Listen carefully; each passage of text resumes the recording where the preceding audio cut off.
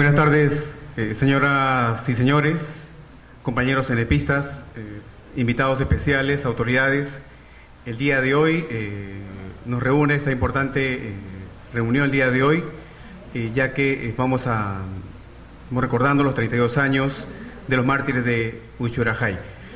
Y está aquí para iniciar esta importante conferencia, hipótesis y conclusiones sobre el caso Uchurajay, el juicio oral y el procedimiento ante la Corte Interamericana de Derechos Humanos. Para este evento va a participar el doctor Julio Falconi González, también lo estarán como comentaristas el señor Mario González Ríos, el señor Alfredo Álava Merino y Nilda Tincopa Montoya. Antes de iniciar esta conferencia, quisiéramos solicitarles ponernos de pie para guardar un minuto de silencio en memoria de los mártires de Uchurajay.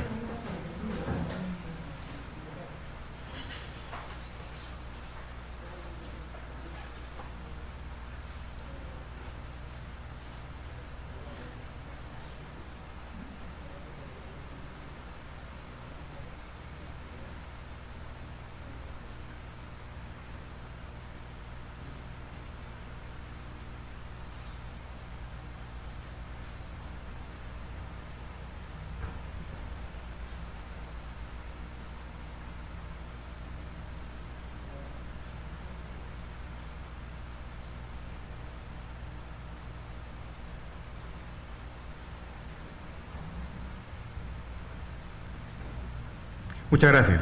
Le damos entonces la bienvenida y, para que pueda iniciar su disertación al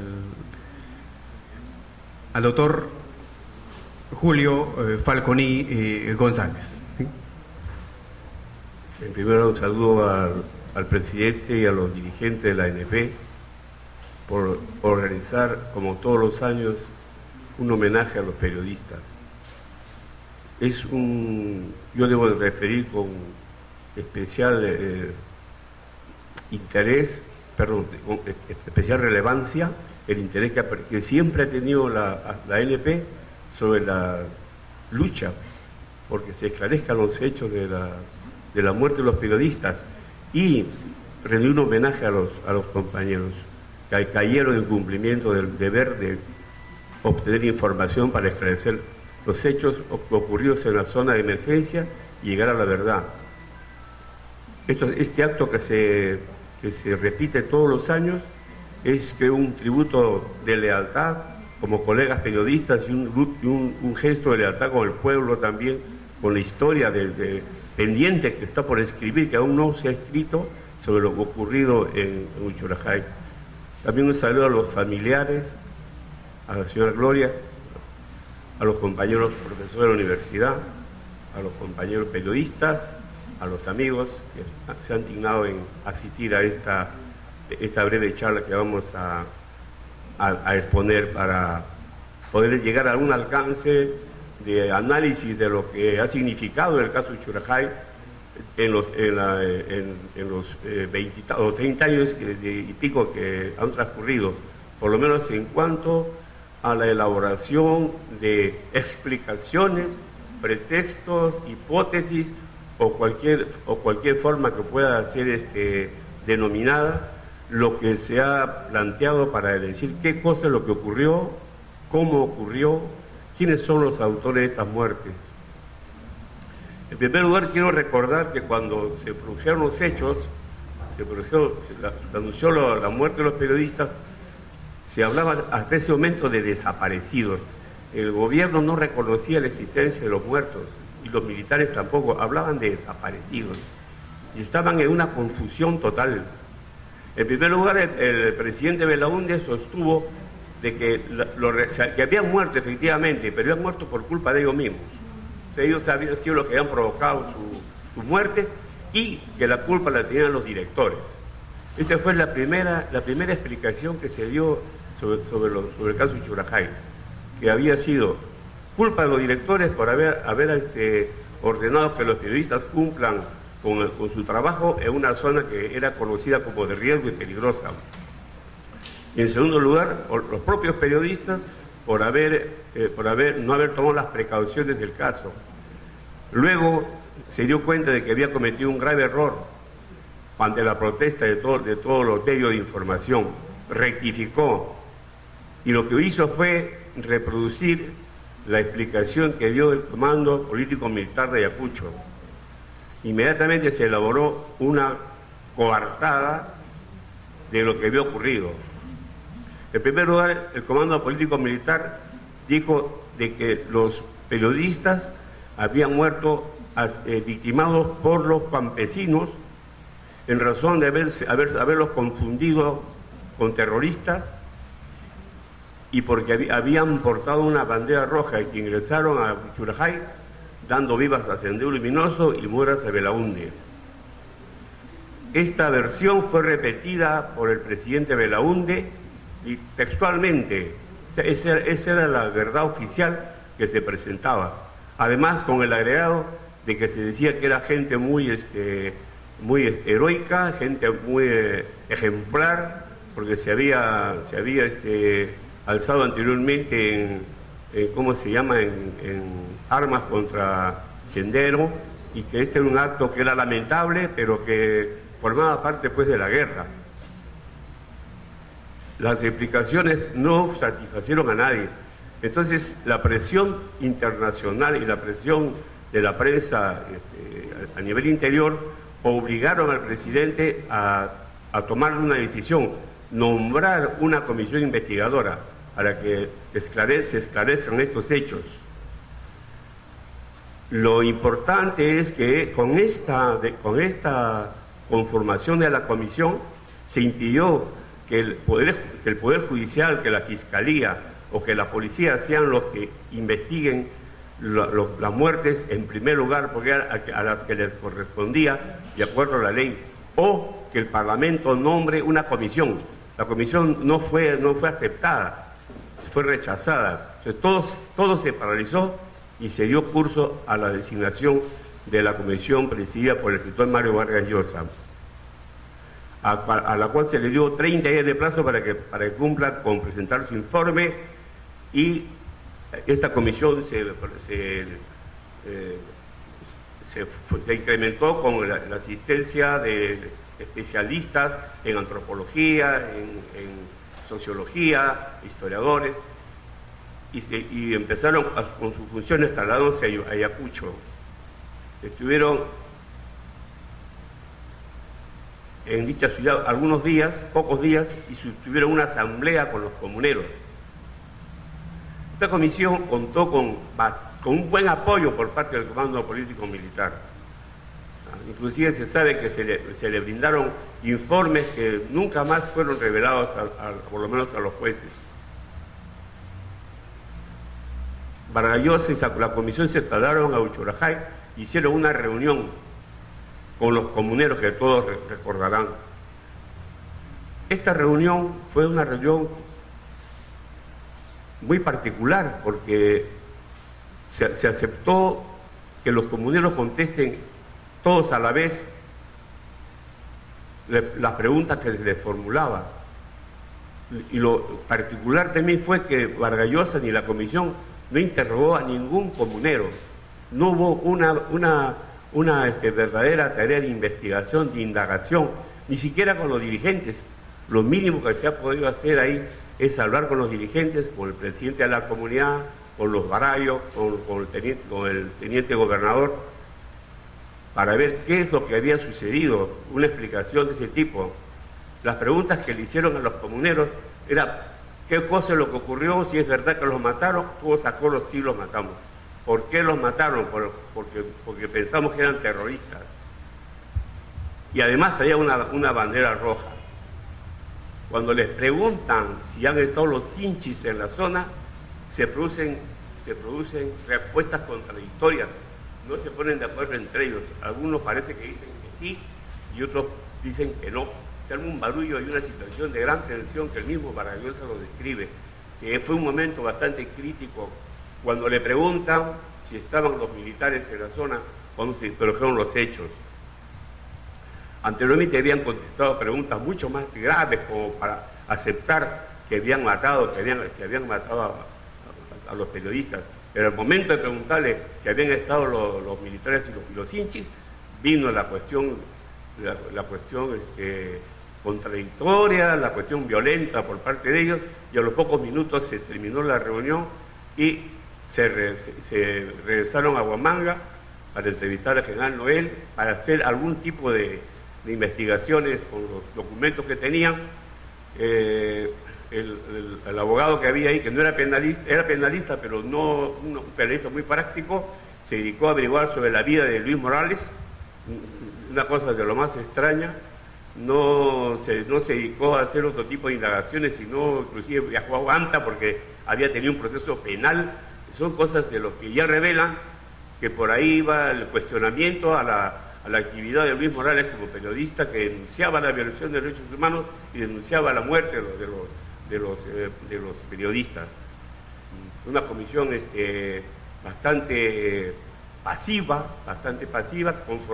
se conformaba con lo que el general Noel le daba, y le hizo un interrogatorio, que es parte del anexo que lo tenemos nosotros, en el cual él niega su responsabilidad, niega que hayan participado en los delitos, y dice que son unos indios atrasados y que son capaces de matar a cualquiera que pase por ahí, que son salvajes, pues, ¿no?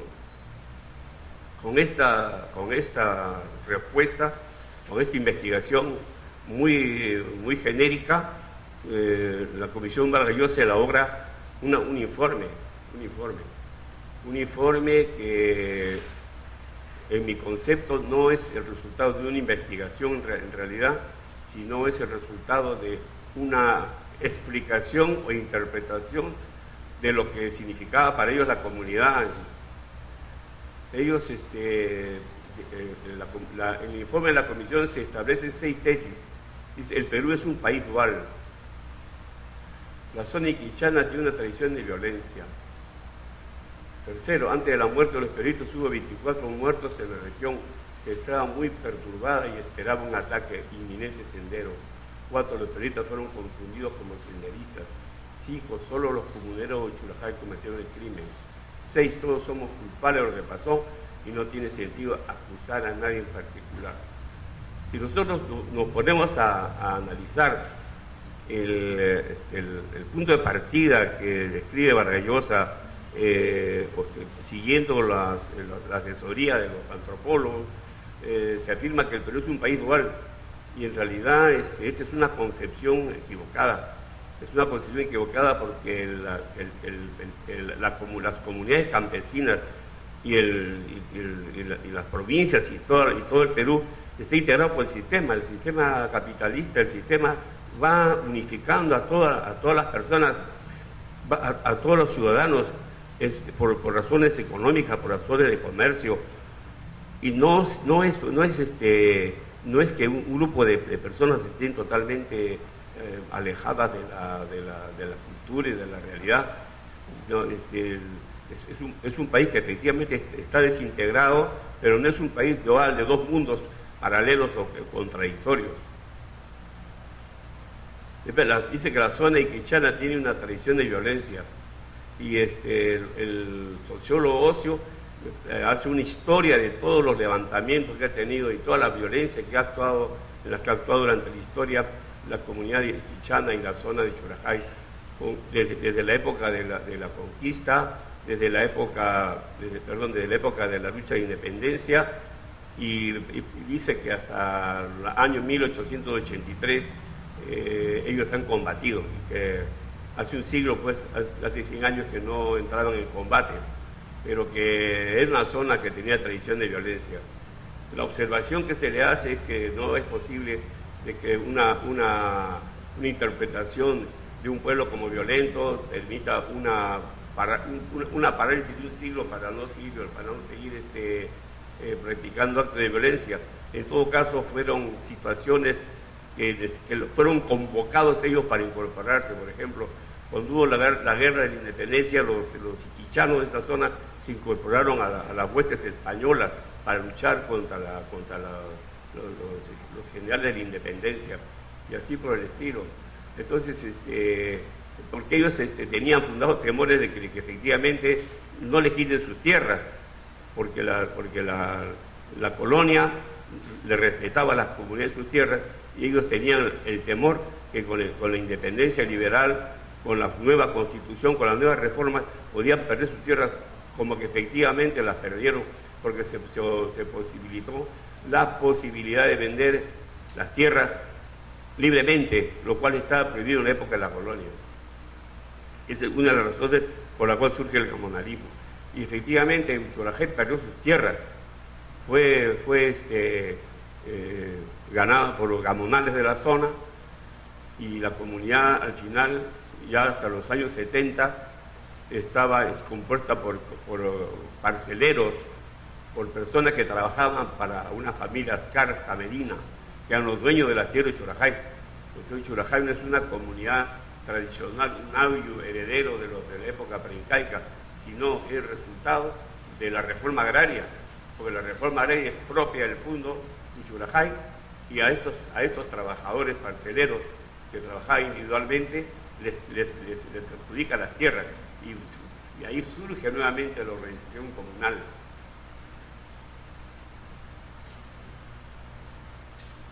Se dice que la zona de Uchurajay es una zona muy perturbada por la violencia, que habían habido muchos muertos. En realidad esta es una apreciación muy ligera, muy subjetiva, porque yo estaba analizando si Sendero efectivamente estuvo presente con armas en la zona, si se produjo algún enfrentamiento con los militares. No hubo ningún enfrentamiento con los militares en Uchurajay, nunca antes de la muerte de los periodistas. Lo que se detectó fue la presencia de militantes que iban a formar escuelas populares a la zona. Entonces, esta zona, esta espera de un inminente ataque de los comuneros, o es un invento o es una creación de los servicios de inteligencia, que hacen un trabajo de organización en la comunidad y atemorizan a la gente con que va a venir Sendero a atacarlos para poder organizarlos en defensa de sus tierras.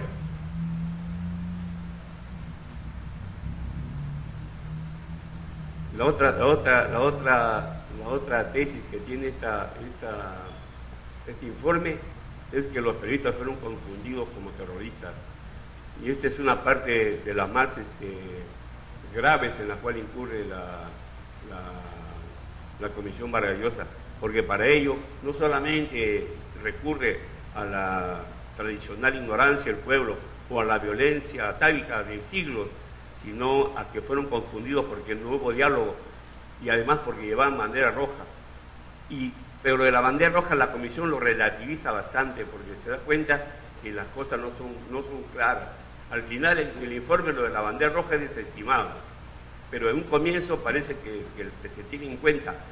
Y lo de la confusión de los periodistas con senderistas fue una cosa que no resistió el tiempo, porque se acuerdan que las fotos de Willy Reto confirmó que efectivamente había habido un diálogo, que habían personas que los habían detenido en una zona cercana a Uchurajay, y que no había violencia en ese momento. Inclusive la onda de los campesinos la tienen colgada, no la tienen agarrada como para agredir, y eran unos cuantos comuneros, no era un grupo grande, y no hubo violencia en ese momento. Hubo sí una imposición de orden para que los periodistas entreguen sus pertenencias y entreguen sus bienes.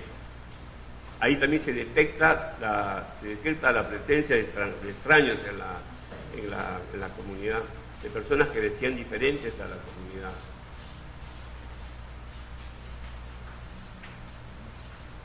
La otra tesis que plantea la comisión es que los comuneros de Uchurajay fueron los únicos que cometieron el crimen en esta zona. Y ese es un punto de gran debate hasta la actualidad, de gran duda, si efectivamente estuvieron presentes o no los efectivos policiales y militares en la zona. Esta conclusión es igualmente similar con la investigación que hizo la CBR, que luego la pasaremos a señalar. llega a esta conclusión sin haber interrogado a ningún comunero, solamente con la respuesta que le plantean en conjunto los comuneros. Y finalmente la tesis de que todos somos culpables de lo que pasó, o sea, una cosa muy general de que toda la sociedad peruana es culpable de haber dejado en abandono a los comuneros de Churajay, y que ese abandono del cual todos somos culpables,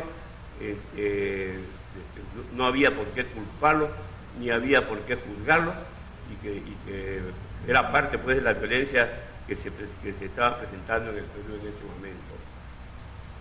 La comisión tiene una forma muy particular de redactar sus conclusiones, porque utiliza un lenguaje muy subjetivo. Dice que tiene la convicción absoluta, o la convicción relativa, o otra convicción dudosa sobre los hechos, para poder encuadrar todos los aspectos a los cuales se refiere. Pero cuando habla de la responsabilidad en las muertes, dice decididamente que no se ha probado, de que no está acreditada la presencia y la autoría de los hinchis y los marinos en las muertes. Entonces hay doble lenguaje ahí, y a veces no es fácil de comprender esa forma de lenguaje tan alambicado y tan especial que he utilizado, pero sí señalar que las hipótesis que planteó la comisión en este momento han sido prácticamente casi en su totalidad desestimadas, no por un debate teórico. Ha habido muy poca respuesta por parte de los intelectuales, salvo Montoya. No ha habido quien más se enfrente a estas hipótesis y a esta línea de implementación de los protocolos que salieron a Vargallosa y que han continuado con el debate. Ha sido la propia aparición de nuevas pruebas, como es el de las fotos de Willy Reto, como es la investigación que hizo Luis Morales en la zona, como es la interpretación de las autopsias. Sobre eso yo voy a insistir, porque lo que se dice en las conclusiones es de que los campesinos atacaron de forma súbita y de forma masiva a los periodistas, que ellos los asesinaron linchándolos, utilizando todo tipo de instrumentos y herramientas, lo cual no corresponde con los resultados de la autopsia. En la autopsia aparece que los 8 periodistas mueren de modo similar. Todos, la causa de la muerte es un golpe en el cráneo, un solo golpe en el cráneo, que es el decisivo. Tienen heridas en diferentes partes del cuerpo, pero no son decisivas para la muerte. Entonces, ese tipo de muerte se parece a una ejecución, similar a una ejecución, porque los matan arrodillados, inmóviles, y un aspecto más importante es que no tienen rasgos de defensa, no aparecen en sus brazos ni en sus piernas huellas de haberse defendido. El informe forense estuvo en manos de la comisión, y cuando Vargallosa estuvo en el tribunal, los abogados le preguntaron si a ellos no les había dado alguna curiosidad, por ejemplo, ver los resultados de la autopsia, y por qué no habían cambiado su versión a pesar de que existían las fotos de Willy Reto. Se seguía manteniendo lo mismo. Entonces dice que recién se entera del significado de ambas cosas, y que él piensa que sus conclusiones hubieran sido diferentes. Eso lo dijo el tribunal, pero en los periódicos no apareció nada de eso. Yo, como repito, cualquier hipótesis que se lance sobre la forma en la que han muerto los periodistas tiene que contrastarse con las pruebas de la realidad, y no solamente con los testigos, sino evaluar realmente qué significa el tipo de muerte que se ha realizado, porque no ese tipo de muerte es resultado de una organización, hay una mente, hay una mente serena, y una mente que está organizando eso. El resto puede estar enloquecido matando, pero esa persona está diciendo la forma cómo debe distribuirse las víctimas para que cada uno reciba un golpe mortal. No había lugar para heridos, ellos querían eliminar cualquier posibilidad de heridos. Ahí todos están condenados a muerte. Y eso es un aspecto muy importante, porque los campesinos, los comuneros no tenían razones para poder llegar a ese extremo. Cuando se ha hablado con ellos sobre sus intereses, sobre su pensamiento respecto a la familia, a la propiedad, esas son cosas que les afectan, pero no que los periodistas vengan a aceptarlos en ese sentido. La explicación que se da es de otro tipo. La explicación que existe, de acuerdo a nuestro concepto, es de que se había organizado a los comuneros para participar en la lucha contra insurgencia. Inicialmente, cuando se produce la visita a Uchurajay y a la zona, se detecta que existe una organización que se llama los Comités de Defensa Civil o Autodefensa. Los periodistas de esa época estaban muy influenciados con los paramilitares argentinos y los paramilitares chilenos. No pudieron comprender bien de qué se trataba eso, que era distinto, era un tipo de organización que trataba de captar a los comuneros para incorporarse en una lucha posterior. Y eso es lo que se está organizando en Uchurajay. Prueba de ello es que el teniente gobernador Gavilán es el que tiene el mando en la comunidad, siendo un teniente gobernador, un secundario, y no el presidente de la comunidad, como es la tradición, es el que manda en la comunidad, es el que los moviliza, es el que ordena y es el que decide, porque él tiene el contacto y el encargo de los militares para organizar los comuneros para que ellos obedezcan la nueva organización que se está armando en la comunidad. O sea, hay un quiebre estructural e histórico cuando se penetra la nueva organización. Y los comuneros, efectivamente, ellos aprueban incorporarse a la lucha contra el sendero. Lo que a veces en los periódicos se decía que eso era una manipulación, que los comuneros no podían aceptar ese tipo de decisiones, pues sí, los comuneros decidieron incorporarse a la lucha. El sendero no pudo captarlos, lo captó el ejército, y los comportamientos de ellos son bajo dirección de los militares. No es cierto que solamente los militares fueron en algunas ocasiones a visitar a la comunidad. Los Ichis han ido del año 81 a la comunidad en forma muy continua, y la profesora describe esas visitas, que iban con sus armas, que tenían reuniones con los comuneros, porque ese era su trabajo, esa era su labor, tampoco no tiene por qué llamarnos la atención.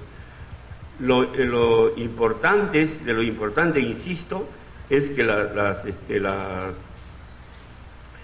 esta tesis del choque cultural, esta tesis de que los comuneros lo han hecho solo, no es aceptable un tipo de muerte de este tipo, con esta situación de organización con presencia militar. Y eso no es una afirmación que yo lo digo por conclusión, sino que también en la sentencia del tribunal se llega a esa conclusión, porque y ahí viene lo que vamos a hablar después con el profesor González, porque cuando empezó el proceso judicial aparecía como objetivo los 3 comuneros que estaban ahí, a quienes se debía colgar, pues, o condenar. No era fácil entender qué cosa es lo que había en el trasfondo, qué es lo que motivaba este tipo de actitudes, este tipo de conductas. Con el tiempo fue desvelándose la necesidad de señalar nuevos culpables, nuevos responsables, que no era solamente suficiente decir que los comuneros que habían participado, efectivamente han participado. Nosotros nunca hemos negado que los comuneros no hayan intervenido en las muertes, pero ojo, ellos no han sido autónomos en sus decisiones, ellos han estado dirigidos, han intervenido fuerzas externas para lograr que esta gente tome esta decisión. Las críticas que se hicieron a la Comisión Vargas Llosa parece que no fueron tomadas en serio, porque cuando se estableció la Comisión de la Verdad y Reconciliación, se volvió a hacer una investigación sobre lo ocurrido. Y la Comisión de la Verdad incluso interroga a 4 testigos que han sido jóvenes en la época de los hechos, pero señalan algunas precisiones. Señalan de que las muertes fueron organizadas por 80 personas y que se dividieron en grupos de 5. Luego que se utilizó todo tipo de instrumentos para asesinarlos, y que la decisión de enterrarlos fue por orden de Gavilán y los dirigentes de este aparato de organización militar. Insiste la CDR en que fue un error. Ya no menciona la bandera roja, porque la bandera roja se había descubierto que era una mentira, era una falsedad, porque esa bandera roja existió en la comunidad de Churajay porque se la quitaron a un comunero de una comunidad vecina, a un comunero que lo entregaron preso, y con esa bandera, y luego juntan la bandera con el caso de los periodistas muertos, asesinados. Al haber contradicciones, prácticamente el tema de la bandera y el error de los comuneros queda un poco más debilitado. La CDR insiste más que en la diferencia social y cultural, en la situación de gran violencia que se vive en Uchurajay, y el motivo por el cual los comuneros acceden a asesinarlos es porque temen mucho que se den los ataques, que sufrió un atentado inmediatamente, porque ellos habían asesinado antes a 4 comuneros y en Guauchao a 7 antes. Entonces esa fue la explicación que dio la CDR. Lo extraño de todo esto es que en estas 2 comisiones no se interroga sobre la presencia de 2 patrullas mixtas que van a Uchurajay y a Guauchao en la época de las muertes. El general Noel, cuando se entera de las muertes que hay en la comunidad de Guauchao, envía a una patrulla de cinchis y marinos para que den protección a los comuneros. Luego se produce otra muerte de supuestos senderistas en Uchurajay el día 24, o sea, 2 días antes de la muerte de los periodistas, e igualmente envía otra patrulla a la zona. Esta patrulla es un misterio, porque ni Vargallosa ni la CDR han averiguado ni la identidad de ellos, ni qué funciones cumplieron, ni cuándo regresaron de la zona. Nosotros en el proceso judicial nos hemos agotado en pedir explicaciones a los gobiernos de quiénes son esas personas que estuvieron en Uchurajay como miembros de las patrullas, porque es necesario contar con la declaración de los militares, de quienes efectivamente estuvieron ahí y estuvieron en Uchurajay. En la sentencia se recoge su participación de ellos en los hechos. Esa es una tarea pendiente que tenemos para investigar. Es una obligación del Estado peruano determinar quiénes estuvieron ahí y interrogarlos y procesarlos, porque no es posible que solamente estemos fijándonos la mirada en los comuneros, buscando nuevos testigos con los comuneros.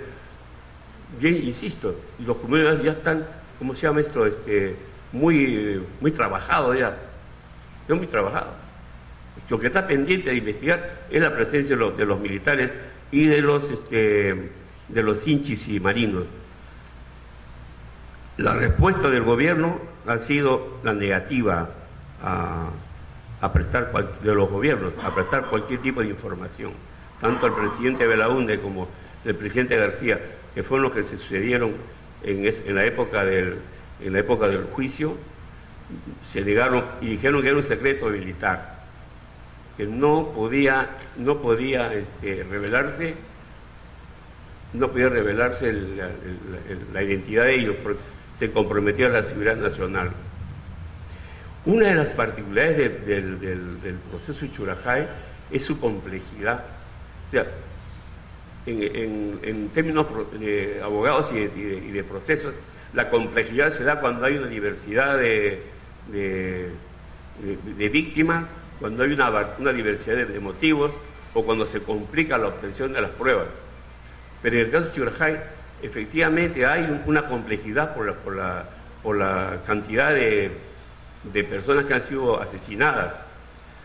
Y la complejidad viene por otras razones. La complejidad viene por la dificultad que ha existido para investigar. Los policías que estaban destacados en Ayacucho para investigar los delitos no investigaron en ningún momento nada, no interrogaron a nadie. Ellos hicieron como atestado policial un documento que les envió el general Noel, el que repetía la hipótesis esta de la confusión con los senderistas y de la bandera roja. Eso fue presentado como un atestado policial, resultado de una investigación policial. Cuando vinieron los policías al tribunal se les interrogó que expliquen por qué razones no habían investigado. Y sentían vergüenza de decir que no les habían dejado investigar. Que el general Noel no les permitía investigar y su comando tampoco les permitía investigar.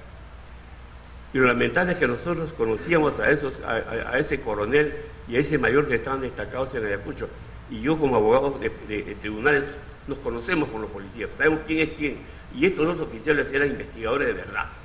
Eran buenos, y lo digo ahora, investigadores serios. Y frustrados por el poder militar y por el poder político, avergonzados. Se puede dar respuesta, porque para un policía creo que no hay nada más avergonzoso de rendirse frente a un caso por razones extrañas, cuando es un verdadero policía, cuando es un verdadero pesquisa, como se llaman en términos de investigación. Tampoco ellos dieron mayor luz sobre lo ocurrido, no investigaron, tampoco obedecieron las órdenes del juez para que le presten apoyo, tampoco. El juez instructor fue el único que hizo las investigaciones por su cuenta, se arriesgó a ir a pie para averiguar qué es lo que había ocurrido, qué es lo que había sucedido en la zona de Churajay. Y ahí fue cuando se encuentra con las cámaras fotográficas y algunos carnets de los periodistas, y fue una cosa importante para el proceso, el hallazgo de este juez. Tampoco podía hacer nada el juez estaba prácticamente acosado por el general Noel, inclusive se lo llevaba a todas las inauguraciones y fiestas oficiales, está el general Noel como el juez instructor de Churajay al costado. Entonces yo lo denuncié al juez por eso, pues, porque no puede estar con el cuestionado general de aquí para allá. Menos mal que después ya no lo molestaron más, ya lo dejaron en paz al juez, para evitarse esas ceremonias aburridas.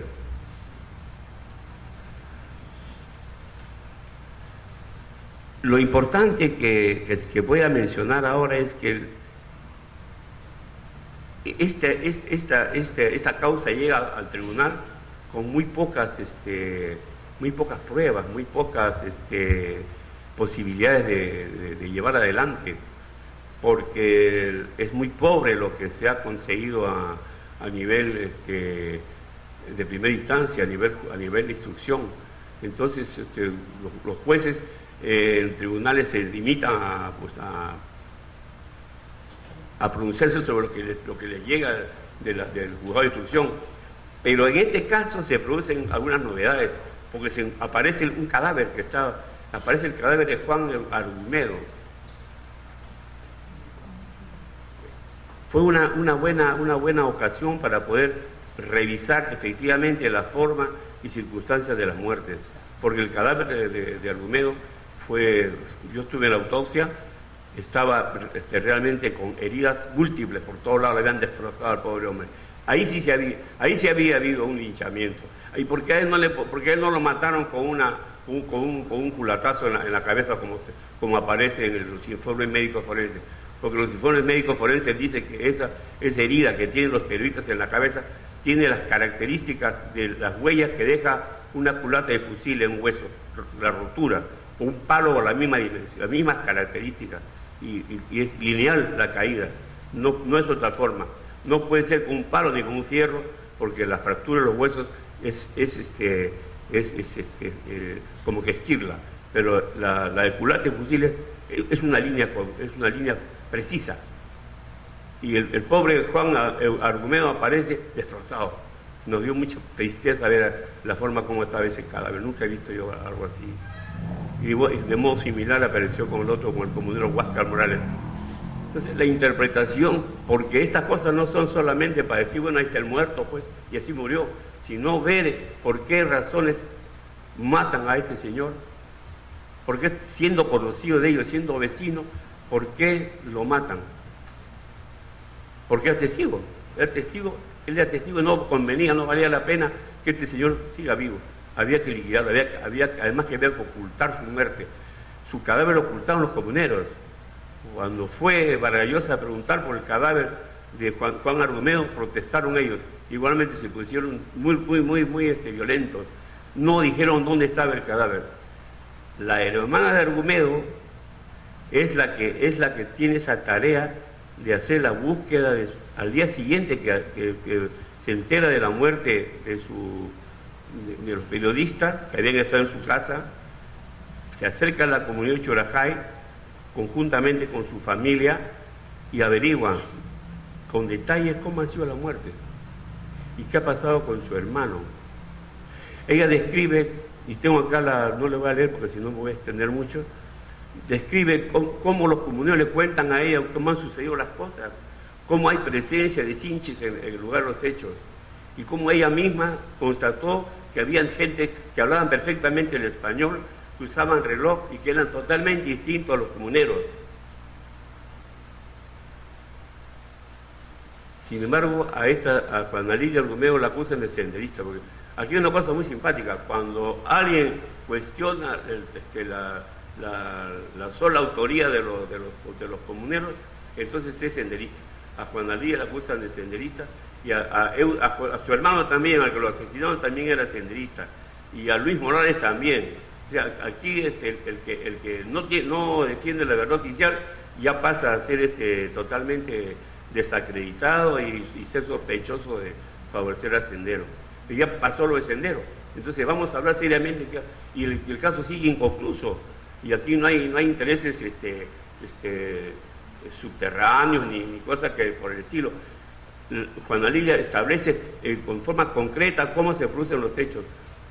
En un diario que ella, en una memoria que ella deja por pensar, porque era acosada, estuvo presa, temía por su vida, iba a ir al extranjero y dejó un documento en una ONG que yo me enteré y luego lo hicimos público. Lo importante es, como le repito, contrastar un documento o un testigo con la realidad. Un aspecto que ella dice, por ejemplo, es la forma como murieron dos periodistas, de La Pinela y Mendívil. En su memoria, en su manuscrito, que ella pensaba que se iba a quedar ahí para algún día ser revelado, describe la forma como han muerto todos los periodistas y da un detalle que ella no tenía por qué saberlo, que a de La Pinela intentó huir y le pegaron un hachazo y le rompieron la mandíbula maxilar, y efectivamente en los resultados de la autopsia está esa consecuencia. Y en el caso de Mendívil, ella dice que a Mendívil le dieron un hondazo, se quedó en el río, en un riachuelo, ahí abandonado, y eso es real, porque eso se comprobó por un peritaje de los médicos forenses que decían que tenía un proceso de saponificación del cadáver, que es el resultado de haber estado sometido bajo el agua. El agua en determinadas personas, el estar sometido en el agua, el cadáver, es un proceso de transformación de la grasa que llaman saponificación. Inclusive puede llegar a borrar las huellas si tarda unas 24 horas. Ese proceso lo tenía Mendívil. Si eso es coincidente, entonces quiere decir que la versión tiene fundamento, es creíble. Y en base a esa afirmación de Juana Lidia, en base a la autopsia, en base a una serie de indicios, el tribunal dice que existe la presencia existe la presencia de militares en el momento de las muertes.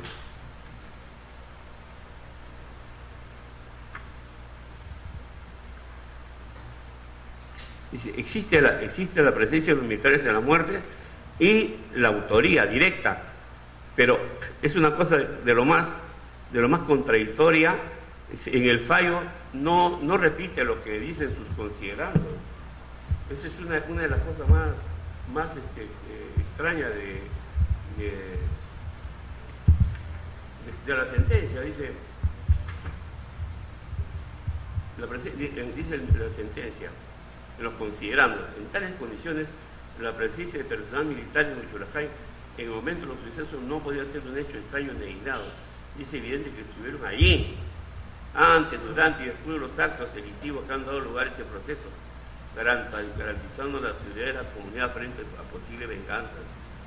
En la sentencia además se considera que existen otras evidencias, que hay suficientes evidencias adicionales que acreditan fehacientemente una participación capital de elementos militares en patrullaje en la zona y presentes en Huichurajay el día 26 de enero de 1983 en la decisión de victimar y posiblemente en la de dirigir y o ejecutar el crimen.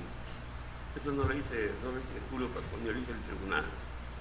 Y además se agrega, si los comuneros carecían de móviles para victimar a los periodistas, sí lo tenía en cambio el personal militar policial presente en la zona, y más particularmente en el escenario del delito, así como su comando de Ayacucho, temeroso de que los periodistas descubrieran su presencia en la región y quedaran en evidencia la falsedad de las versiones oficiales sobre los sucesos de Huabuchao y otros similares, y se desacreditara ante la opinión pública nacional e internacional la estrategia y la campaña subversiva de seguridad en la zona de emergencia. Yo creo que si los periodistas llegaban a Huichurajay y descubrían que efectivamente están enrolando a los comuneros como futuros combatientes contra senderos, y si hubiera habido una denuncia sobre eso hubiera sido bastante grave, porque la opinión pública no estaba muy de acuerdo con que los comuneros se incorporen a la guerra, conforme se incorporaron posteriormente. Eso hubiera frustrado un proyecto militar, y eso no lo perdonaron los militares. Esa es una de las razones por las cuales los asesinaron. No es porque solamente ellos iban a revelar que el general Noel les había mentido a la opinión pública diciendo que los comuneros habían asesinado a 7 terroristas en Huabuchao, sino era algo más, era un tipo de organización que después se aparece y es la que efectivamente vence a Sendero, pues. Es efectivamente, o sea, la estrategia de los militares pues, está bien hecha. Lo que está mal es asesinar a las personas que van a descubrir eso. ¿Por qué? Porque los periodistas están protegidos por el derecho internacional, no solamente por el derecho nacional. La labor periodística en caso de conflicto armado es considerado como una actividad protegida, una actividad que no puede ser vulnerada durante la guerra, que los combatientes tienen que respetar, porque ellos no son parte del conflicto. Ellos están para ver lo que ocurre, no para participar en lo que ocurre. Pero aquí se confundió las cosas, se les incorporó a ellos como objetivo militar y se les asesinó. Porque en ese tiempo las diferencias entre terroristas y no terroristas eran muy mínimas, no existía. Se leía en los periódicos las críticas que hacía el mismo Belaúnde contra toda la oposición, que eran cómplices del sendero. Todos los periódicos de oposición y de izquierda eran cómplices del senderismo o agentes de propaganda del senderismo. Y con esa concepción que no habían neutrales y había que optar por uno o por otro. O sea, una información independiente no era posible en ese momento. Una información crítica menos. Y esa fue para nuestro concepto la razón por la cual los asesinaron y la razón por la cual se oculta hasta ahora de tomar una decisión de investigar qué cosa es lo que ocurrió ahí. Eso corresponde al Estado.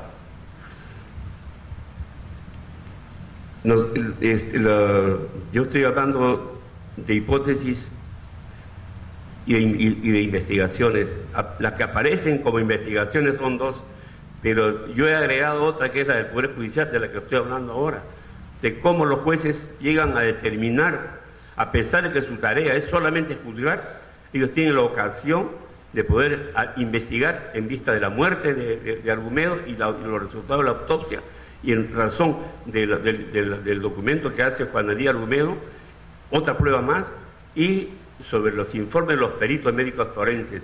O sea que de alguna manera el tribunal ha tenido la posibilidad de subsanar las deficiencias de pruebas y la deficiencia de información que le vino desde la primera instancia, donde, como repito, no se investigó absolutamente nada. No se investigó nada. Tratándose de crímenes graves como estos, contra periodistas, fue nula la intervención. Y, lamentablemente en Ayacucho se hizo un primer juicio que resultó ser que estuvimos con Gloria, un juicio del 18 en Ayacucho, que se frustró, se suspendió. Yo pedí la inhibitoria del tribunal esa vez porque no habían condiciones, estaban los marinos, los militares, los hinchis ahí mirándonos con cara de odio, nos apagaron la luz en la noche, ¿acuerdas? Entonces era una tensión para poder defender ahí, pero finalmente lo trajeron a Lima y en alguna buena hora vino acá y el tribunal creo que hizo lo que pudo, actuó de acuerdo a la realidad de ese momento. Los jueces no son jueces al margen de la situación política ni de la situación social, ellos actúan de acuerdo a cómo se mueve las cosas, y además sabiendo que este es un caso político, y es un caso político porque están involucrados los gobernantes, están involucrados los militares, está involucrado una lucha contra un sector de la población, los senderos luminosos. Entonces es un caso esencialmente político, no porque sean políticos los periodistas, sino por las consecuencias de su información, de su trabajo como periodistas y las consecuencias de las muertes que han ocurrido con ellos. En el libro que yo estoy terminando de hacer, hago una narración de cómo se forma esta nueva hipótesis o esta línea de investigación por dentro ya del tribunal, dentro de los jueces, cómo los abogados van planteando diferentes ideas, diferentes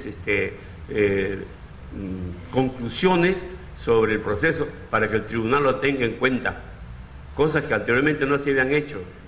Es a partir de la crítica que se hace a partir de las críticas que se hace a las conclusiones de la Comisión Vargas Llosa, se toma independencia frente a ellos.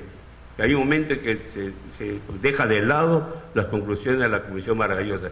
Se dice, esto no nos dice mayormente nada, vamos a profundizar lo que hay en el expediente, vamos a actuar de acuerdo a la independencia del Poder Judicial, y la decisión que se ha tomado es la decisión que no podía ser de otra manera.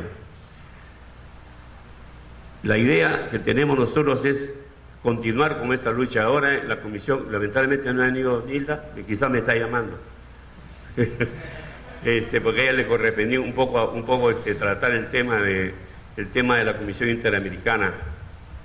Yo voy a ser muy breve con la Comisión Interamericana, pero que no se queden con la... Al finalizar el proceso, el caso de Churajay, después de haberse pronunciado la Corte Suprema,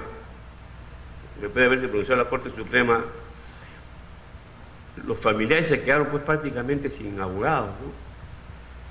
Ya algunos se fueron, dejaron de defenderlos, otros tuvimos que tomar otro camino, salir de Perú, y tuvieron el apoyo de periodistas del Colegio Regional de Periodistas de Lima, creo, o alguien, no tengo claro, que les hace una denuncia ante la Comisión Interamericana. Debo de indicar que antes, en el tiempo que pasó este proceso y hubo la sentencia, casi nadie recurría a la Comisión Interamericana, como ahora que es frecuente que por cualquier razón se hacen denuncias. Recurrieron a la Comisión Interamericana y después de 10 años o más admiten la denuncia contra el Estado peruano. Ocasión en la que intervenimos para poder ampliar los términos de la denuncia. Entonces ahí se plantea en síntesis, una síntesis de... Ay, Dios mío. Una síntesis de lo que plantea la posición de la parte civil sobre lo que ha ocurrido. En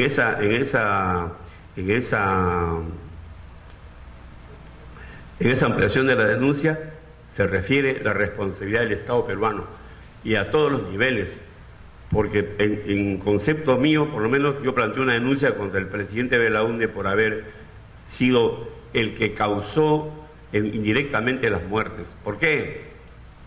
Porque creó las condiciones de violencia que permitieron que se produjeran estos hechos.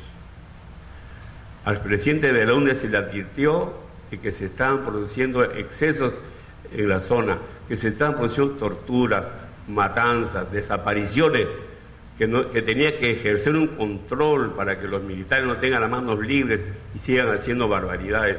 El presidente siempre apoyó la política de los militares, siempre estuvo de acuerdo, nunca fiscalizó lo que se ocurrió en la zona de emergencia. Y esa fue la razón por la cual los militares eran capaces de tomar cualquier decisión, porque no sabían de que contaban con el apoyo o la complicidad del presidente. Entonces ahí se planteó una denuncia contra el presidente Belaúnde, de acuerdo al Código Penal de 1924. En el Código Penal de 1924 hay un artículo que establece un tipo de responsabilidad penal cuando la persona crea las condiciones para que se produzca la muerte. Ahora es más directo, porque ahora ya ha avanzado la interpretación jurídica y está lo de la autoría inmediata, por la cual condenaron a Fujimori. Ahora es un poco más sencillo, pero en esa época no había forma de poder, hasta que yo hice una interpretación y lo planteé por ahí. Si no hubiera sido por esta política del presidente Belaúnde, de connivencia con los militares, de aceptación, de complicidad, no se hubieran producido estas muertes, porque hubiese puesto límites a los militares en la lucha contra el Sendero, y que no sea el pueblo no combatiente el que pague todas las consecuencias de esta guerra, como ha ocurrido, lamentablemente. Eso se ha planteado en la Comisión Interamericana. Hemos obtenido, se obtuvo la admisibilidad de la denuncia, y hemos estado en debate con el Estado peruano, la Procuraduría del Estado peruano. ¿Qué dice la Procuraduría del Estado peruano? De que ha habido una sentencia que ha dado por terminado el proceso, que no hay nada más que debatir, y que los periodistas fueron confundidos con terroristas y que por eso los han asesinado, y que había una orden de matar a todos los extraños. O sea, la propia defensor del Estado peruano admite que ha habido licencia para matar a todo el mundo. Ese es un genocidio, y lo dice con toda tranquilidad. O sea, estamos en ese debate, ya llegamos a un punto final. Ahora tiene que tomar la Comisión Interamericana una decisión. La decisión puede ser dos tipos de decisión. Una es una negociación con el Estado peruano, y llama a las partes para ver cómo se puede resolver este tema, o si no, hace una denuncia ante la Corte Interamericana de Derechos Humanos. Yo insisto en que la solución es a nivel interno, y me parece importante un acuerdo que han tomado las centrales de periodistas de pedir el allanamiento del Estado peruano a la denuncia que hemos planteado en la Comisión Interamericana, y que se desclasifiquen los documentos y que se sepa quiénes fueron los miembros de las patrullas, y que el proceso se reabra aquí, porque no es posible esperar tantos años para que esto no se resuelva. Pero el problema está en que tanto el pedido de allanamiento que hicieron las centrales el año pasado, firmaron las centrales y los familiares, tanto el allanamiento como la sentencia que dé la Corte depende de la voluntad del Estado, depende de las condiciones políticas, democráticas, son auténticamente, que algún día digan vamos a esclarecer esta cosa vergonzosa de tener ocultos las muertes de estos periodistas más de 30 años. Y eso le corresponde a algún gobierno, pues. Pensamos que era pero nos hemos equivocado. Vendrá otro, ¿no? Ya quizás no lo veremos, pero esta es la solución de este tema está en la decisión política del gobierno, de darle garantías a los fiscales, a los jueces, a los abogados, desclasificar los documentos secretos reservados. Ese es el final de lo que yo un breve rasgo quería transmitirles. Muchas gracias. Buenas tardes, señor presidente de la ANP, doctor Julio Falconi, familiares de los mártires de Churajay, público que nos acompaña. En realidad, yo agradezco muchísimo esta invitación porque me ha permitido revisar, leer un trabajo, un libro, cuyo título es Hipótesis y conclusiones sobre el caso Churajay, el juicio oral y el procedimiento ante la Comisión Interamericana de Derechos Humanos. Ese libro, que lo he visto virtualmente, ya está a punto de editarse. Tiene aproximadamente, creo que tendrá, una vez publicado, 500 hojas. Lo que hoy día hemos escuchado, clara y contundentemente de parte de su autor, no es todo lo que se puede decir sobre el caso Churajay. Este libro, un libro en general, cuando es publicado, puede generar el caos, el debate, el desorden. Pero yo creo que cuando se publique este libro va a producir un orden, una sistemática en el tratamiento de este tema que nos preocupa a todos los peruanos. Yo felicito y reconozco la importancia del trabajo editorial del doctor Julio Falconi González, en el sentido que es un producto que puede considerarse el opus magna del caso Churajay. Opus magna en el sentido de que va a ser un libro que tiene toda la información posible sobre este caso. Y recurrir a él será algo así como ir a Wikipedia a consultarle todo. ¿Por qué? Porque tiene ese valor de ser un libro en el que se presentan, ordenan, sintetizan las acciones que han realizado el Estado a través del Poder Judicial, los periodistas y los familiares de los periodistas asesinados durante 3 décadas. De modo que este libro nos permitirá tener un conocimiento más objetivo y que, a pesar del tiempo transcurrido, aquello que ya conocemos no será distorsionado y entonces será posible explicar mejor este asunto. La importancia del libro Hipótesis y conclusiones sobre el caso Churajay es mayor si consideramos un hecho muy importante. A 32 años de producidos la masacre, se observa en las generaciones de peruanos, porque ya podemos hablar de generaciones después de los sucesos de Churajay, un olvido cada vez creciente y que cada vez más se percibe. Hace algún tiempo, unas pocas semanas, escuché inclusive al propio presidente de la ANP decir que cada año que pasa son menos los periodistas que tratan el tema y cada vez la información que se ofrece es menor. Hay menos espacio, menos minutos en la radio y en la televisión y también menos información sobre el caso de Churajay. Muchos jóvenes, yo soy profesor de la Universidad Jaime Bauzate y Mesa, y cuando empieza el ciclo suelo preguntar a los jóvenes y decirles: ¿quién es la persona que está personificada en el busto a la entrada de la universidad? ¿Quién es esa persona? Los jóvenes responden con el silencio. Peor, si les pregunto qué hecho ha protagonizado este personaje y por el cual le hemos erigido una efigie, un busto, tampoco pueden explicarlo. Entonces eso habla mucho de cómo el tiempo puede afectar la memoria de este importantísimo y crucial hecho. Pero no solamente eso, sino que en estos días, y aquí viene pues lo valioso del libro que nos propone el doctor Falconi, en estos días también ha habido otras publicaciones y he escuchado a los padres, a los familiares de los mártires de Churajay afirmar que se están emitiendo opiniones arbitrarias.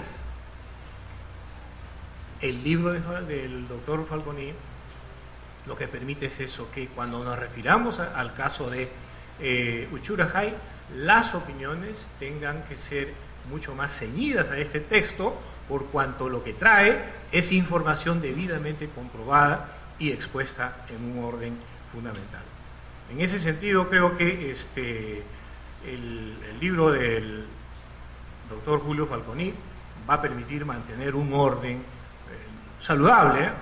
Todo orden de repente puede interpretarse como algo o como una forma de regimentación, no, sino que en la interpretación y en el tratamiento de este tema, porque es, como lo ha explicado en esta tarde el autor, es todavía un tema inconcluso. Entonces, este libro nos permite a los peruanos, nos va a permitir, cuando esté publicado, tener una mejor memoria histórica judicial del caso Uchurajay. Esa memoria histórica que hoy día está poniéndose en relativo riesgo. Pero también, después de haber leído el texto, yo quiero hacer un breve comentario sobre la importancia que tiene el caso Uchurajay como noticia, porque fue una noticia. ¿Cuál fue esa importancia? Evidentemente que es una de las noticias más importantes del siglo XX en el Perú. Probablemente la tragedia del Estadio Nacional produjo un impacto tan grande como el de los mártires de Uchurajay. O de repente el terremoto de los años 70 fue una noticia, hablando periodísticamente, de impacto en nuestra historia periodística. El caso Uchurajay es probablemente el hecho periodístico, ¿no?, una vez informado por sus efectos, por su impacto en la sociedad, tuvo una importancia que es bueno relevar después de haber revisado el texto de don Julio Falconi. En ese sentido, la masacre de Uchurajay superó a otros eventos periodísticos largamente. Por otro lado, leyendo el texto, y hace un momento lo comentábamos con un profesor de la Universidad de Bausate también, es lo siguiente. Con este libro, o se desprende de este libro, que por primera vez en la historia judicial del Perú, la fotografía alcanza un doble valor. Como prueba judicial, me corrige el doctor Falconi, de repente me equivoco, pero como prueba judicial, el caso Uchurajay admite o hace, o a partir de entonces se inicia a ser usada la fotografía como una prueba, como un instrumento en los procesos judiciales. Legal, legítimo, reconocido. Yo recuerdo mucho y algunos deben también recordarlo, cuando se destapó la corrupción fujimorista, alguna gente se preguntaba si el vídeo te podía llevar a la cárcel, si era una prueba judicial. Lo mismo me parece que sucedió con el caso Uchurajay. La fotografía se convirtió como una prueba judicial, pero algo más importante, se convirtió en un documento, en una prueba que daba evidencia de la configuración de una sociedad. Esas fotos aportadas por las propias víctimas retrataban un país violento. Entonces la fotografía en el caso Uchurajay se ve revitalizada como documento histórico y como prueba judicial. Algo que me parece es muy importante y me gustaría que el doctor, con sus mejores conocimientos de derecho, pueda ver si esta apreciación es importante también en esta tarde. Finalmente, no quiero agotarlos mucho, la obra de Julio Falconi González no solamente reúne, acopia y sintetiza textos, dictámenes, sentencias y todo tipo de material jurídico sobre el caso Uchurajay. También, y hoy día lo ha explicado, nos entrega una clave para saber, preguntarnos qué falta en el caso de Uchurajay, qué es lo que está fallando, qué es lo que debemos tener como información para completar esta historia terrible de nuestro país. Entonces él nos habla de una clave histórica para resolver el caso Uchurajay. ¿Cómo se puede resolver este caso y quedar, evidentemente ante la muerte no podemos estar satisfechos, pero ¿cómo podemos dar por resuelto este caso? Pues él lo ha dicho ahora, lo ha ratificado nuevamente, es que lo que debe acontecer en nuestro país es que los gobernantes tomen la decisión política de investigar todo lo ocurrido en Uchurajay, porque lo que ahora hemos tenido con el caso Uchurajay es una historia de los obstáculos que ha puesto el Estado para llegar a la verdad. Sabemos muchas cosas que pasaron en Uchurajay, están debidamente comprobadas, pero hay cosas que están ocultas, que no se han podido investigar, y esa es la clave. Entonces, el Estado pues tiene la obligación, tiene pendiente la obligación de investigar y sancionar a los responsables por las muertes de Uchurajay. El Estado, ¿qué debe hacer el Estado para facilitar esta investigación, para permitir esta investigación y esclarecer definitivamente Uchurajay? Recomienda el doctor Falconi facilitar el esclarecimiento de los hechos. Y aquí algo muy interesante. Pero ¿qué significa facilitar el esclarecimiento de los hechos?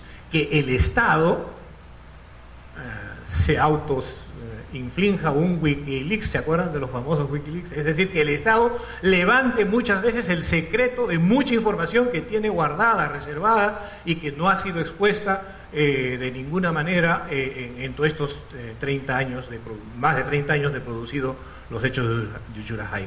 Así es que levantar la calificación de la información reservada y otros documentos reservados con los textos sería pues una de las cosas fundamentales para poder esclarecer este hecho que nos conmueve.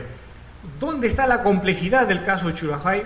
También nos lo ha dicho esta tarde, y es que la complejidad no viene del número de muertos que se han producido, ¿no? Tampoco del número de acusados, etcétera, sino viene de esas dificultades que el Estado ha colocado para impedir conozcamos los peruanos todos los hechos. Yo realmente, después de haber revisado este texto, creo que va a ser un documento fundamental, no solamente para el caso de Uchurajay. Creo que es un libro que nos va a permitir a todos nosotros recordar un periodo de nuestra historia que muchos no quieren recordar. Por ejemplo, el informe de la Comisión de la Verdad en nuestro país ha sido vilipendiado, ha sido frivolizado, se ha tratado por todos los medios de minimizar su importancia, y hoy día hablar del informe final de la Comisión de la Verdad un poco que hasta provoca vergüenza en mucha gente. Entonces, en ese sentido, creo que no debemos permitir que el caso de Uchurajay, sus documentos, sus investigaciones, sus sentencias se pierdan en la frivolización y en la historia. Creo que en ese aspecto el libro de Julio Falconi contribuye pues a fortalecer esa visión y esa memoria de los hechos de Uchurajay. Muchas gracias. Buenas noches y gracias por la invitación a la Asociación Nacional de Periodistas. Quiero precisar de que yo estoy aquí no como director de la Escuela de Periodismo de la Universidad Jaime Bauzate y Mesa, a la que me honro en pertenecer desde hace algunos meses, pocos, pero básicamente como un simple periodista con 36 años de ejercicio profesional. Y me honro en haber conocido a alguno de estos mártires. Cuando recién practicaba en el año 77, siendo estudiante sanmarquino de periodismo, en el diario La Prensa, conocí a Willy Reto. Ya era un reportero gráfico. En el año 81, cuando trabajaba en la agencia andina, cubría Palacio de Gobierno y conocí a Eduardo de la Piniela. Y como le comentaba la señora Mendívil, de la Piniela era un periodista que, aparte de tener una estatura bastante elevada, casi 2 metros, el único que le paraba, como se dice en el argot criollo, los machos al entonces primer ministro y ministro de Economía, Manuel Ulloa Elías. y se ponía de tú a tú, en unas discusiones bastante profundas sobre la economía del país. Él como periodista y Manuel Ulloa, el hombre de las Bahamas, como ministro de Economía. También conocí a Sánchez, a Amador García, a Jorge Mendívil, no tuve la suerte de conocerlo. Posteriormente he sabido de su trayectoria. Y bueno, mi opinión, mi análisis respecto a este libro tan interesante y valioso que está a punto de publicar el doctor Julio Falconi, se hace o lo hago como desde el punto de vista de un periodista. El libro, como ya más o menos lo ha adelantado el licenciado Mario González, contiene el análisis del doctor Falconi, el abogado de la parte civil, o uno de los abogados de la parte civil, respecto a el dictamen del fiscal, la resolución de los jueces, los alegatos de los abogados. Es un libro muy interesante que va a dar mucho que hablar. Me lo he leído también y he encontrado algunas cosas interesantes que las he mezclado con mi experiencia y con lo que yo conocí en esa época sobre el caso Uchurajay. En principio, como periodista, tengo que decir que al producirse los acontecimientos de Guaychao, o sea, la muerte de 7 supuestos terroristas, todos los periodistas que estaban en Ayacucho, porque todos los medios habían enviado, valga la redundancia, enviados especiales a Ayacucho para cubrir los actos terroristas que todos los días ocurrían en esa jurisdicción. Y mensualmente se cambiaba. Iba un reportero, al mes regresaba, iba otro reportero y así por el estilo. Al producirse los acontecimientos de Guaychao, o sea, la muerte de 7 periodistas, todos los reporteros allí, alojados en su mayoría en el Hostal Santa Rosa, todos, como periodistas que eran, dudaron de la verdad oficial. Porque la verdad oficial estaba blindada, estaba encapsulada. Se manejaba al libre albedrío y antojo de las autoridades, en este caso del jefe político militar, el general Clemente Noel Moral, avalado por el presidente de la República, don Fernando Belaúnde Terry, que se presentaba, y probablemente era así, como uno de los demócratas más grandes que ha tenido el país. Y ahí hay un pequeño problema, que pasaré luego a mencionar y a describir y a analizar. Al dudar el periodista de la verdad oficial, todos en general, los que apoyaban al régimen o los que representaban a los medios de derecha, de centro o de izquierda, todos dudaron, porque el periodista es un elemento que por su experiencia tiene una capacidad de análisis más allá de la que tiene cualquier común mortal. Pero los que deciden ir a Guaychao a investigar si verdaderamente la versión oficial correspondía a la realidad, fueron, como ustedes pueden apreciar en esta lista de 8 mártires, los periodistas de oposición, los que tenían la seguridad que en sus medios se iba a publicar su versión si es que contradecía la versión oficial. Los otros periodistas, sabiendo que probablemente esa verdad oficial era falsa, decidieron no ir, porque seguramente en su análisis interior dijeron, y si descubro que no es verdad, ¿me publicará el diario Ojo? ¿Me publicará el diario Expreso? ¿Me publicará el diario El Comercio? Seguramente dijeron no. O sea, estamos, como se dice, gastando pólvora en gallinas. Pero los otros medios, la revista Oiga, el Diario de Marca, La República, El Observador, medios de comunicación que mantenían una línea editorial contraria a la oficial o al régimen, deciden ir en busca de la verdad. Y eso les costó la vida, buscar la verdad. Y aquí tengo que mencionar algo que siempre digo cuando dicto clases en alguna universidad o cuando he escrito algún artículo. Los periodistas somos elementos sui generis, extraños. ¿En qué sentido? Mientras cuando ocurre una conflagración, un evento de desastre, un terremoto, la explosión de un volcán, un maremoto, un tsunami, una guerra, mientras el común de la gente trata de salir del foco donde se está produciendo esta catástrofe y huyen despavoridos buscando ponerse a buen recaudo, los periodistas, por el contrario, con un ánimo diferente, en busca de la verdad, en busca de la primicia, en busca de la nota exclusiva, nos adentramos, nos vamos a ese foco infectado, a ese foco peligroso, y no reparamos en que nuestra vida está en peligro. Vamos, pero vamos porque somos periodistas y vamos en busca de la verdad y de traer la noticia, ya sea escrita, televisiva, radial, y ponerla en manos de nuestro público que está ávido en conocer la verdad, en conocer cómo se desarrollan los acontecimientos.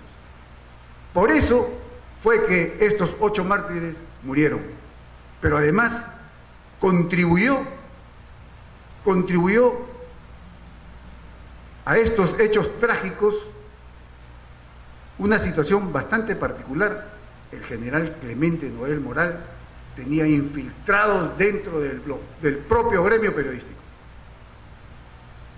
Y el doctor Julio Falconi lo dice en una de sus páginas de este libro que todavía no entra a imprenta, dice, había un topo, no lo dice así con esas palabras, pero en realidad era un topo, un tal Meclus, el seudónimo que el general Clemente Noel Moral le había puesto a este periodista era Meclus.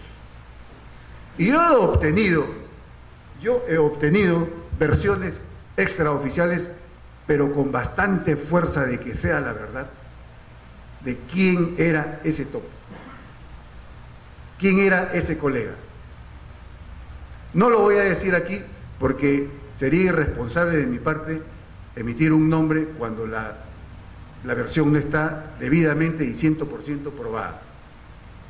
Pero este colega era el que le daba información sobre todo lo que acontecía en el grupo de periodistas que estaban alojados en el Hostal Santa Rosa, regentado y administrado por un español, que era muy amigo de los periodistas y que, bueno, le daba una serie de facilidades. Y a cambio, el general, el jefe político militar, le daba información oficial o la información que le convenía a él darle a este periodista. Y era un toma y daca. Y se beneficiaban los dos, evidentemente. Y esto no es nada del otro mundo dentro del ejercicio profesional. Esto ocurre. Pero ya lo dijo el famoso periodista e investigador del diario Clarín y profesor universitario argentino Daniel Santoro. Hay que estar cerca del poder para obtener información, pero lejos del poder para publicarla. ¿Ocurrió esto con este colega topo, con Maclus?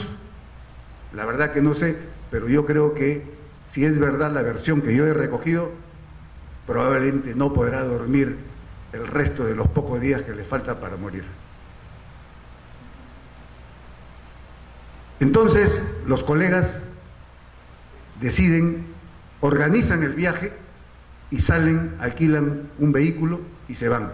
Pero el general Clemente Noel ya sabía, y lo sabía por dos versiones. Una, porque los colegas le piden autorización para viajar. Le piden autorización porque como era zona político-militar, bajo el control de los militares, del general Noel y su gente, nadie podía desplazarse sin autorización del comando. Pero además, porque este topo ya le había dado la información, pero seguramente le había dado mayor información que la que el general podía obtener por sus propios medios. Y salen 6, 7 de la mañana, no se sabe exactamente la hora, compran algunas cosas, cruzan, y ahí viene una primera sorpresa sospechosa.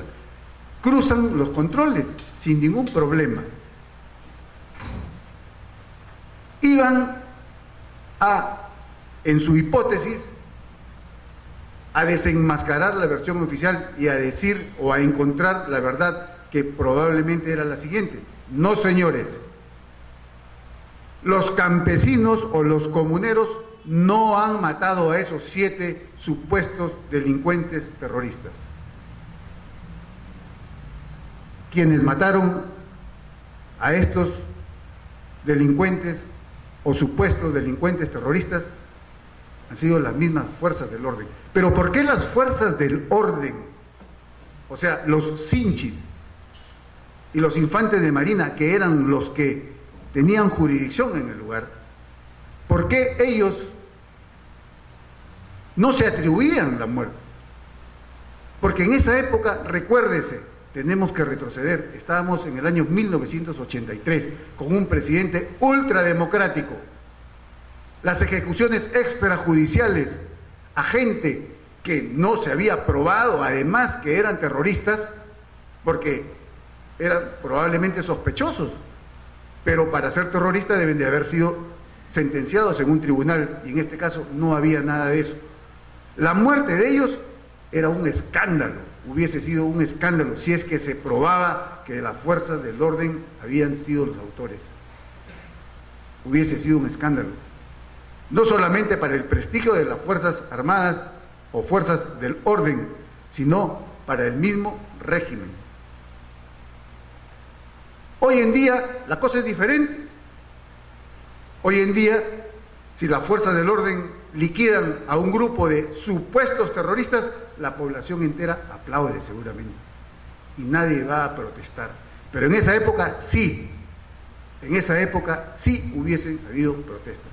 Entonces el general Clemente Noel Moral difunde la versión oficial y la difunde con hechos bastante temerarios, como decir que los señores periodistas que fueron confundidos porque llevaban máquinas o teleobjetivos en sus máquinas fotográficas, que fueron confundidas con armamento, o que llevaban una bandera roja, y hasta mostraron una bandera roja con la hoz y el martillo. ¿A quién con 3 dedos de frente se le ocurre esa versión?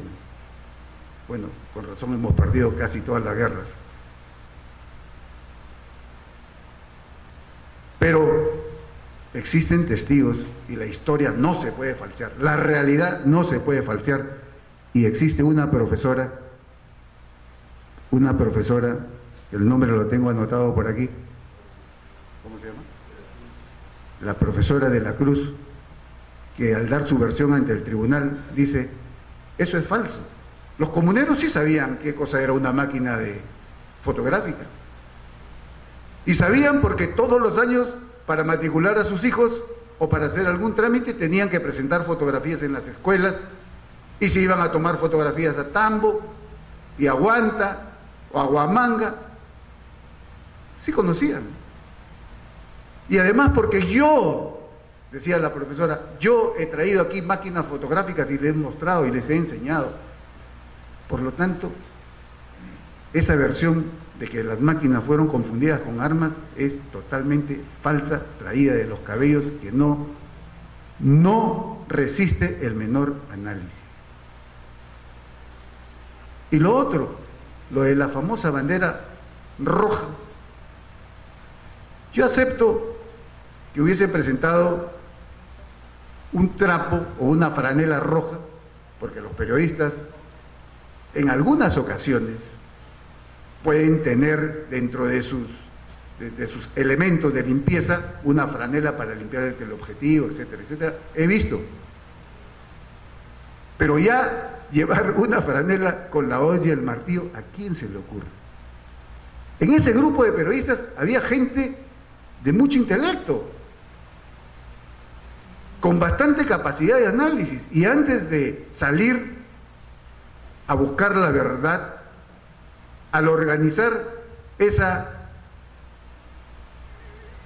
comisión de servicios, seguramente han analizado una serie de situaciones y hechos que pudiesen ocurrir, y entonces si alguien tenía un trapo rojo seguramente lo hubieran desechado inmediatamente, y menos pues se le va a ocurrir ponerles una hoz y un martillo en una esquina, ¿no? O sea, hacerse el harakiri. Eso tampoco resiste el menor análisis. Por lo demás,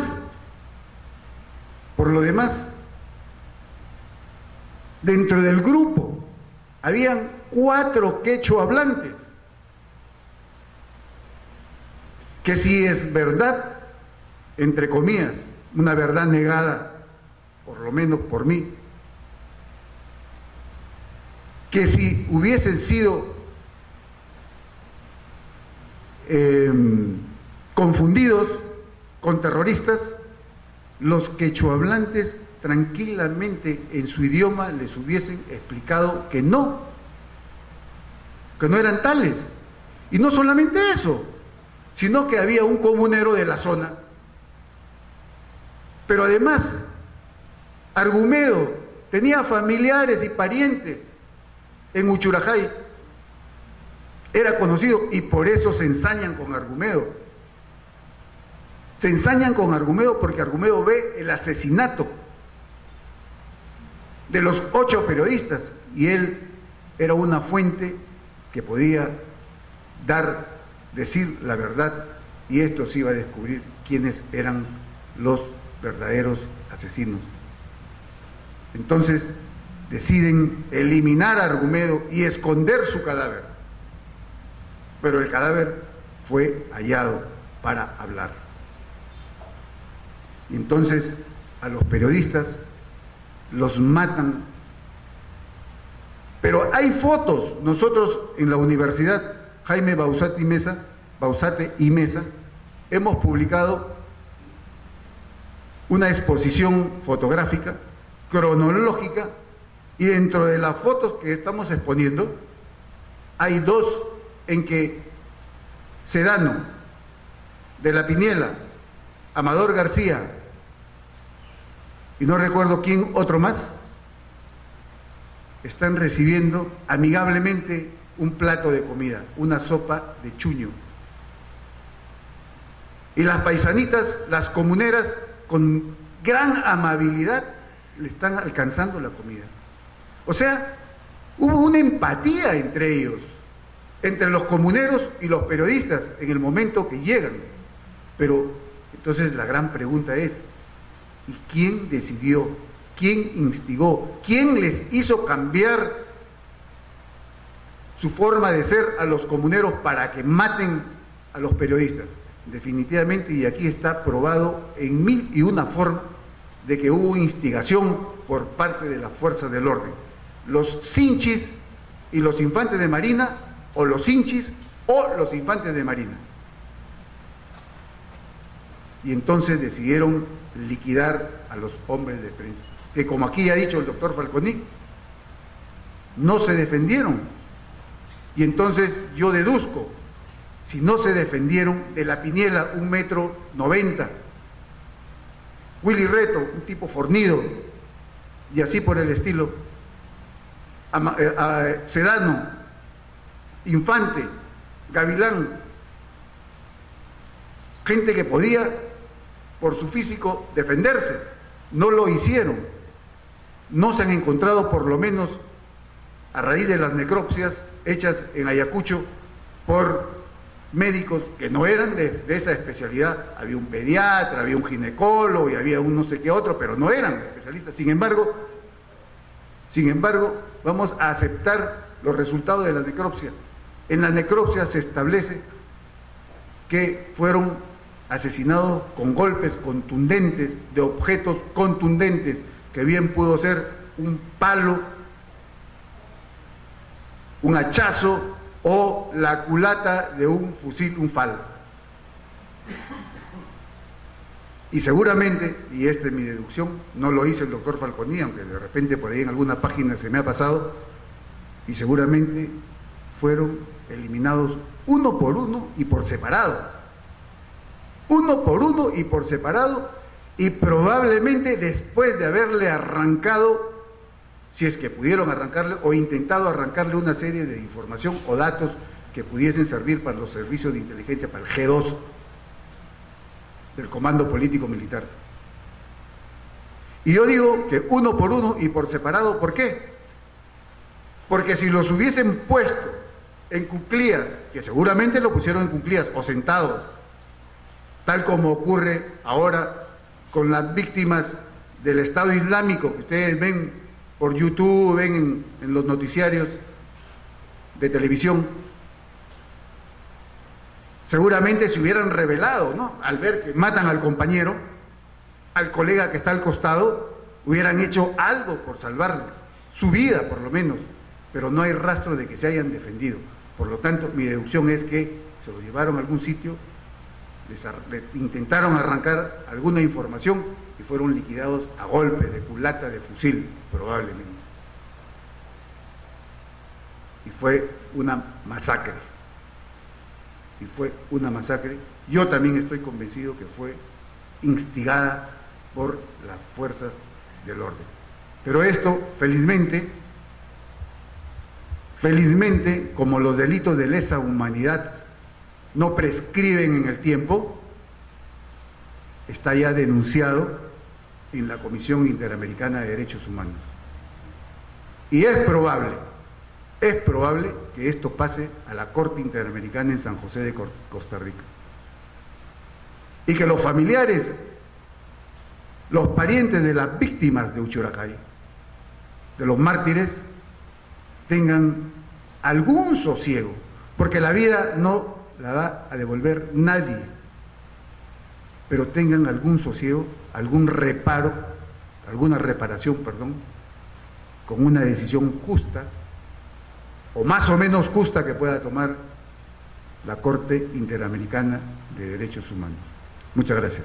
Un punto que es importante y lo voy a mencionar muy brevemente, no voy a dejar para el día de la presentación de mi libro esto que lo voy a decir ahora, pues como no somos más de 50 o 100, después estamos en familia. Hay un debate en relación a qué significado tenía la presencia de los hinchis o los militares en la comunidad.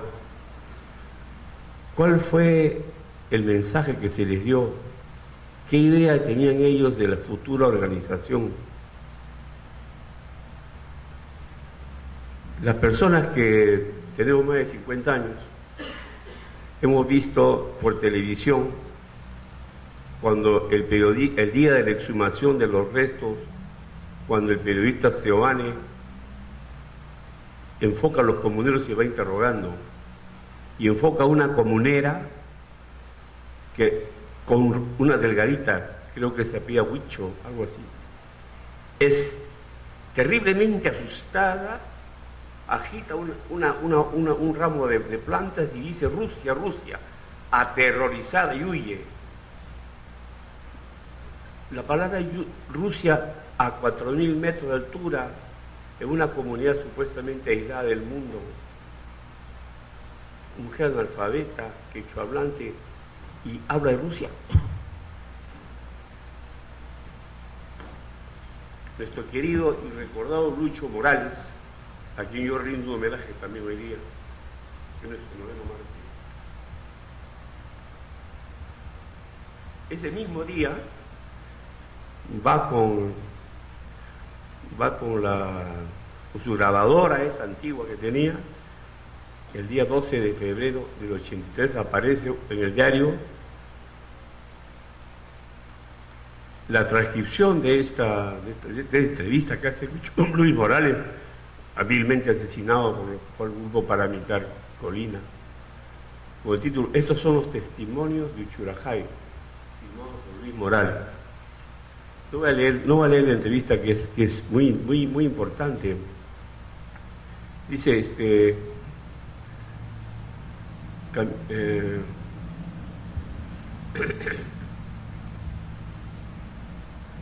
a los que mataron, ¿los viste con metralletas, con armas?, pregunta Luis. Un comunero que se llama Francisco Ñaupa contesta: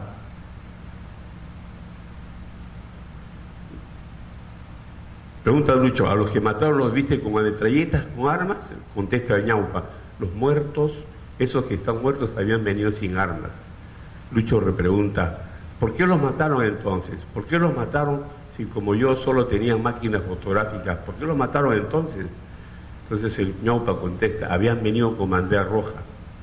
Entonces, Luis dice: sin armas, ¿por qué entonces los mataron cuando vinieron como yo en este momento, que solo tengo máquina fotográfica?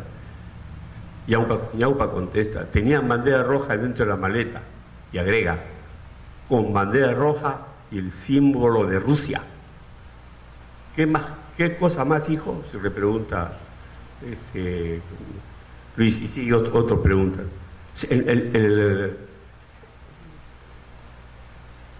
Si uno se pone a investigar seriamente estas pequeñas cosas, te encuentras con increíbles novedades.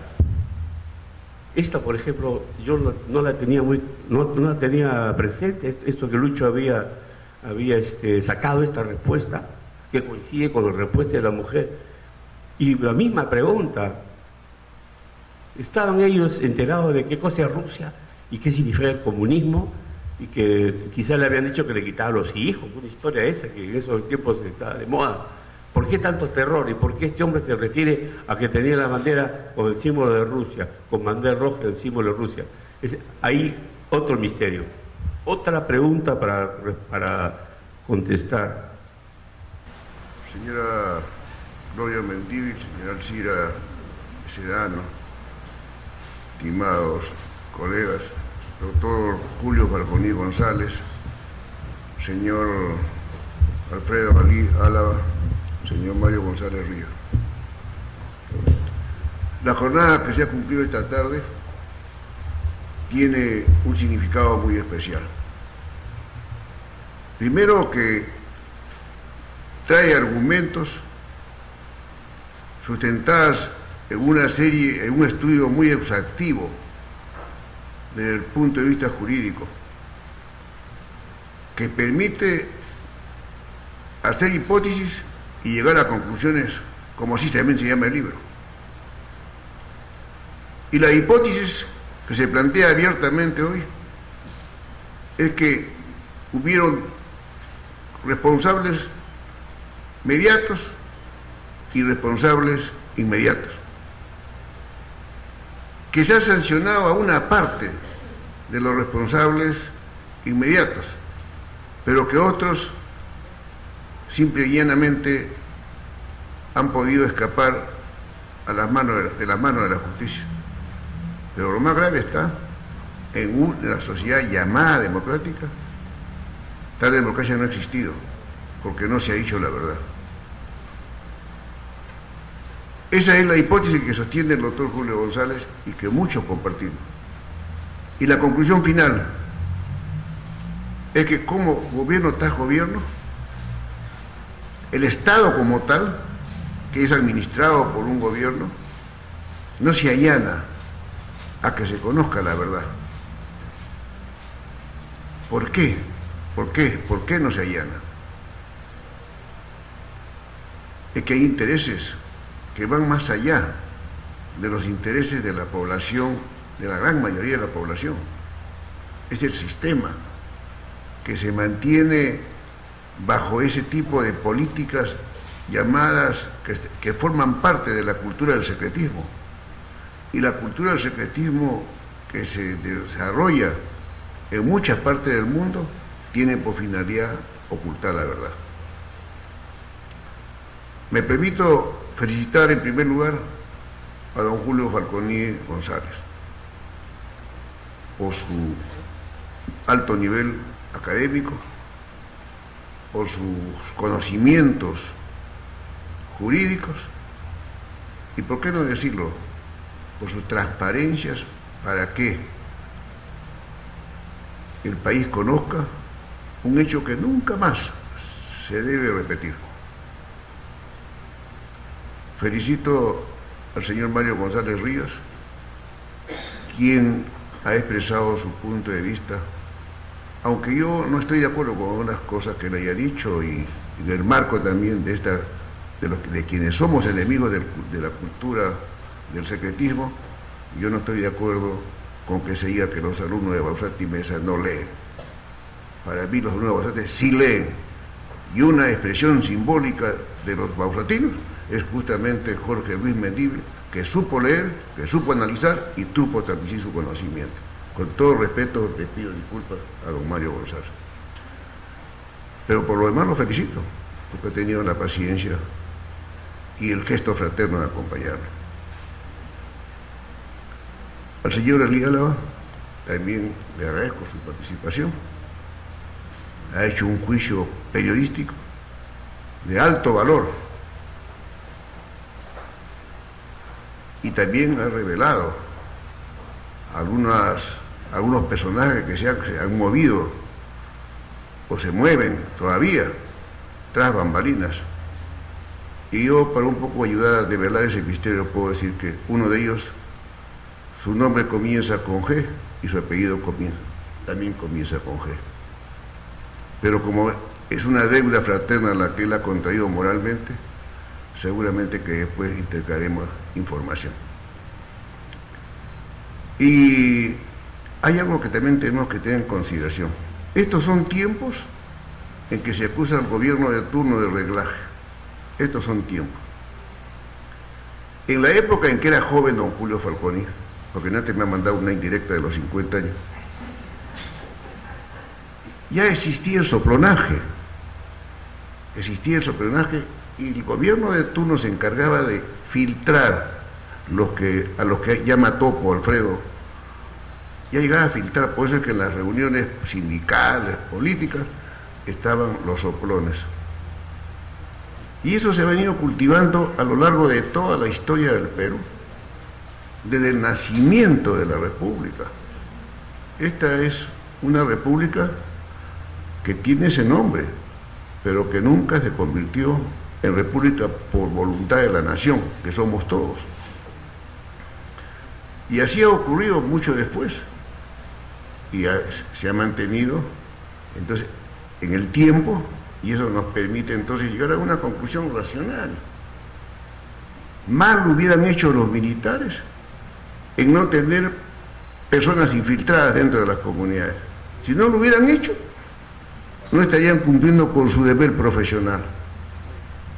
Si no lo hubieran hecho, tenían que haberlo hecho, porque para eso estaban ahí, para combatir el terrorismo. De tal manera que negar la existencia de infiltrados dentro de las comunidades es una verdadera tontería. Lo que es más grave, que ellos saben que es una tontería y aún se resisten a revelar, como ha ocurrido en otros países, Argentina, Chile, por citar dos ejemplos, en donde se conocen muchas verdades ahora, pero seguimos de gobierno en gobierno ocultando lo que todo el mundo sabe. Nosotros creemos de que este libro del doctor Falconi González merece ser editado, por muchas razones, porque es un legado que hay que darle a la nación peruana. La señora Gloria Mendible nos emocionó ayer cuando rendimos homenaje al símbolo del estudiante bausatino Jorge Luis Mendible. Y la verdad de las cosas que la señora sabe cómo convencernos. Debe ser una virtud especial que ella tiene. Nosotros vamos a asumir la responsabilidad de la publicación de ese libro, porque merece que se conozca la verdad y merece que entre en la agenda del debate político, porque tarde o temprano el Estado peruano, cualquiera que sea el gobierno, tendrá que allanarse ante la Comisión Interamericana de Derechos Humanos para que, al fin y al cabo, en defensa de la libertad de prensa y de expresión, nunca más se vuelvan a repetir estos hechos. Señoras, señores, muchas gracias por habernos acompañado. Agradecemos a las palabras del doctor Roberto Mejía Alarcón, presidente de la Asociación Nacional de Periodistas del Perú, ANP. Señoras y señores, muchísimas gracias por su presencia el día de hoy en esta conferencia denominada Hipótesis y conclusiones sobre el caso de Uchurajay, el juicio oral y el procedimiento ante la CID. Muchas gracias, muy buenas noches.